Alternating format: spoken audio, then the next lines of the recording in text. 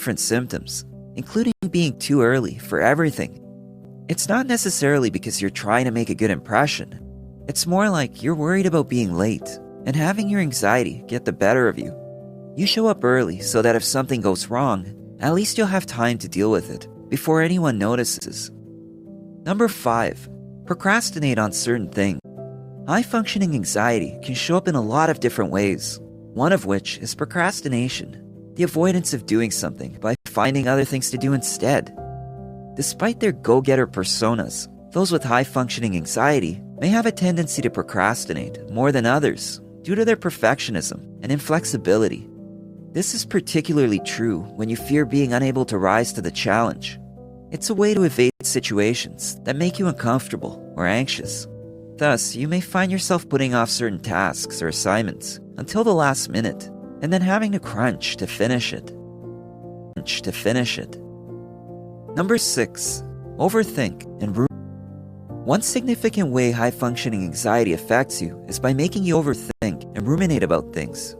You might have difficulty making decisions, feel like you're constantly second-guessing yourself, or have trouble sleeping because your mind just won't shut off. Even if it seems like something small, your brain will take it and run with it.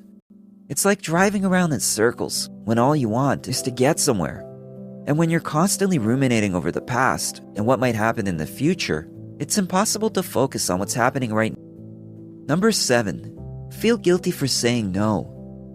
When you have high-functioning anxiety, saying no can be incredibly difficult, and it can leave you feeling guilty. You want to be helpful and make others happy. And of course, that's a good thing.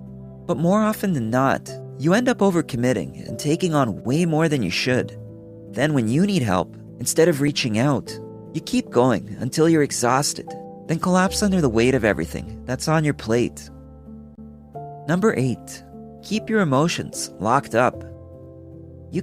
You can be hard to read because you seem like you have it all together, even though you're struggling internally. The truth is, people with high-functioning anxiety are often very good at hiding their feelings. This is because high-functioning anxiety makes it difficult to express emotions, especially when those emotions are negative. You just don't want to burden others with your problems or make them uncomfortable by telling them how you feel. Number 9. Clench your fists and jaw. People with high-functioning anxiety often experience muscle tension and discomfort throughout their bodies. You see, when you feel threatened or overwhelmed by something, your brain triggers the release of adrenaline, which causes you to tense up physically so that you can better handle whatever it is that's happening around you. As a result, even if you appear composed, you may clench your fists or jaw in an unconscious effort to tension. Number 10. Stick to routines and familiar experiences. High-functioning anxiety isn't just about feeling anxious. It's more than that. You're constantly searching for control and predictability in your day-to-day life, and you'll do whatever it takes to make sure that nothing unexpected happens. That's because your brain is working overtime to protect you from the world, even though it makes things more difficult than they need to be. As a result, you stick to routines and familiar experiences that give you a sense of comfort and control, and you might pull away from new situations or people.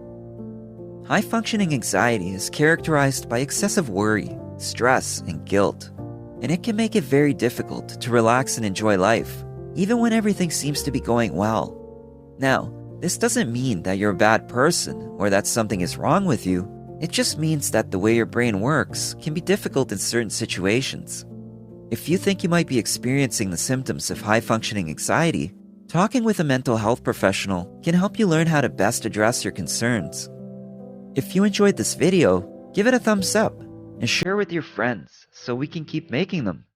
For more videos like this, hit the subscribe button and remember to click on the notification bell. Also, be sure to check out our other videos as well. Thanks for watching.